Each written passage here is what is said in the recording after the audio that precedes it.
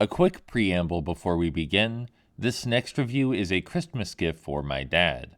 I want to start a tradition of reviewing a film about Santa every year for him, and well, according to Disney Plus, this is a Santa film. So here we go. In Fantastic Four 2015, also known as Fant4stic, there is a clear, if not disdain, then exasperation toward modern superhero cinema and its pulpy, colorful shenanigans.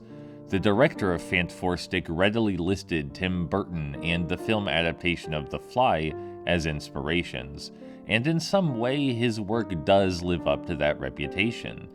The film has every intention and takes every chance to be a grounded, somber, character-driven deconstructive think piece about the nature of science, human arrogance, and heroism.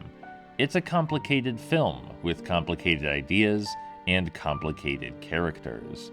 We have Reed, who's swept up in the grandeur and possibilities of his own intellect. We have Johnny and Sue, the former impulsive and stifled, the latter reserved and free. We have Ben, an everyman with shockingly realistic acting, who happens to have an uncommon passion for science.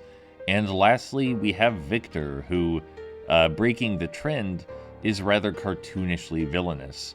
Don't get me wrong, he has his depths and flaws like everyone else, but his misanthropy is so on the nose and outwardly sinister that it's a bit comical. The film does its best to also portray these characters' flaws, greed, and missteps in appropriately dramatic and gut-wrenchingly intense fashion, striking a tone similar to sci-fi horror at some points.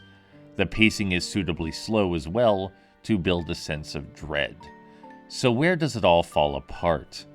Well, in the execution, of course.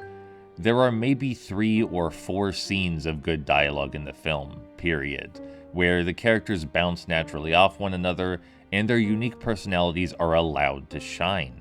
Most of the screen time is instead focused on showing us a schlocky, grave misunderstanding of how science works and an even graver misunderstanding of how scientists actually think. There are countless scenes where the absolute worst choice is made by the characters, not out of some obvious character flaw, but instead an apparent ignorance in writing or editing. Though we're supposed to believe our protagonists are the brightest minds in the world, they fail to adequately test their theories, adhere to any scientific principles, or so much as ask basic logical questions about the world around them. Ironically, this hyper-grounded, darkly lit think piece does very little thinking of its own. The believability of these characters and their story is next to non-existent. And because our heroes ask so few questions and make so many wild assumptions, the audience is left completely without context for everything of importance.